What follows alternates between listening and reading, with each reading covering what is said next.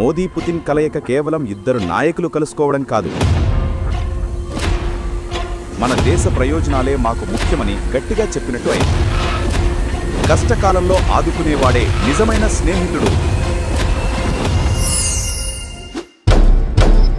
ఇటీవల ఢిల్లీలో మన ప్రధాని మోదీ రష్యా అధ్యక్షుడు పుతిన్ కలిశారు. ఇది ఏదో మామూలు మీటింగ్ కాదు. ఇద్దరు పాత మిత్రులు మళ్లీ కలిసినప్పుడు వాళ్లకన్నా ఎక్కువగా శత్రువులకే కంగారు పడుతుంది. ఇప్పుడు అదే జరుగుతోంది. ఇండియా రష్యా దోస్తీని చూసి ప్రపంచంలోని పెద్దన్నలైన అమెరికాకి, చైనాకి కంటి మీద కునుకు లేకుండా పోయింది. అసలు ఈ కలయిక వెనక ఉన్న అసలు కదేంటి? దీనివల్ల మనకు, ప్రపంచానికి జరిగే మంచేంటి, చెడేంటి ఒక్కసారి ఆలోచిద్దాం. మొదట, ఈ మీటింగ్ వల్ల మన భారతదేశానికి కలిగే 3 ముఖ్యమైన లాభాల గురించి మాట్లాడుకుందాం. మొదటిది, మన సత్తా ఏంటో ప్రపంచానికి చూపించడం. కొద్ది కాలంగా అమెరికా, యూరప్ దేశాలు రష్యాతో సంబంధాలు పెట్టుకోవద్దని మన మీద ఒత్తిడి తెస్తున్నాయి. అయినా మనం అవేమీ పట్టించుకోకుండా పుతిన్ కు సాదరంగా స్వాగతం పలికాం. దీనితో మనం ఎవరికోసమో మన విదేశాంగ విధానాన్ని మార్చుకోమని, మన దేశ ప్రయోజనాలే మాకు ముఖ్యమని గట్టిగా చెప్పినట్టు అయింది. దీన్నే స్ట్రాటజిక్ అటానమీ అంటారు. ఇక రెండో లాభం, మనకు కొత్త దారులు తెరుచుకోవడం. రష్యా సహాయంతో మనం సెంట్రల్ ఏషియా, ఆర్కిటిక్ లాంటి కొత్త ప్రాంతాలలో మన ప్రభావాన్ని పెంచుకోవచ్చు. మనది ఉష్ణమండల దేశం.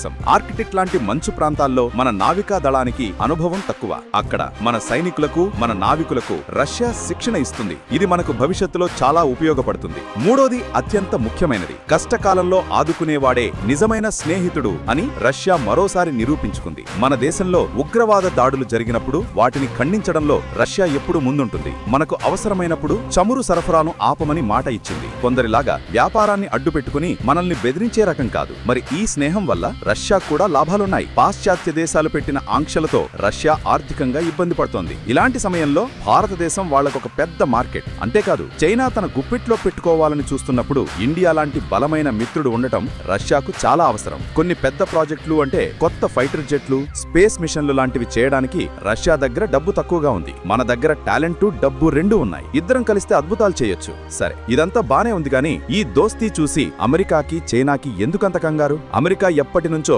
విభజించి పాలించు అనే సూత్రాన్ని నమ్ముకుంది. ఇండియా, రష్యా, చైనాలను విడదీసి తన పబ్బం గడుపుకోవాలని చూసింది. కానీ ఈ కలయికతో వాళ్ల ప్లాన్ బిడిసికొట్టింది. మరోవైపు మనం రష్యాతో కలిసి మన సొంత కరెన్సీలు అంటే రూపాయి, రూబుల్ లో వ్యాపారం చేస్తున్నాం. దీనివల్ల ప్రపంచ మార్కెట్లో అమెరికన్ డాలర్ ఆధిపత్యానికి గండి పడుతోంది. ఇది అమెరికాకు అస్సలు నచ్చదు. ఇక చైనా విషయానికొస్తే వాళ్లు బెల్ట్ అండ్ రోడ్ అనే పేరుతో ప్రపంచమంతా ఆధిపత్యం చెలాయించాలని చూస్తున్నారు. మనం రష్యాతో కలిసి కొత్త వ్యాపార మార్గాలను అంటే నార్త్ సౌత్ కారిడార్ ను నిర్మిస్తున్నాం. ఇది చైనా ఆధిపత్యానికి నేరుగా సవాల్ విసురుతోంది. రష్యా పూర్తిగా తన మీదే ఆధారపడకుండా ఇండియా వైపు కూడా చూస్తుండటం చైనాకు మింగుడు పడని విషయం. చూశారు కదా, మోదీ పుతిన్ కలయిక కేవలం ఇద్దరు నాయకులు కలుసుకోవడం కాదు, ఇది మారుతున్న ప్రపంచ రాజకీయ సమీకరణాలకు ఒక బలమైన సంకేతం. మనల్ని తక్కువ అంచనా వేసిన వాళ్లకు, మనల్ని తమ చెప్పు చేతల్లో ఉంచుకోవాలనుకున్న వాళ్లకు ఇది ఒక హెచ్చరిక. భారతదేశం ఇప్పుడు ఎవరి మాట వినదని, మన నిర్ణయాలు మనమే తీసుకుంటామని చెప్పే ఒక బలమైన ముందడుగు. ఈ కొత్త ప్రపంచంలో మన దేశం సరైన దారిలోనే వెళుతోందని మీరు అనుకుంటున్నారా? మీ అభిప్రాయాన్ని కింద కామెంట్స్ లో తప్పకుండా పంచుకోండి. ఇలాంటి విశ్లేషణల కోసం మన ఛానల్ కు సబ్స్క్రైబ్ చేయడం మర్చిపోకండి. జై హింద్.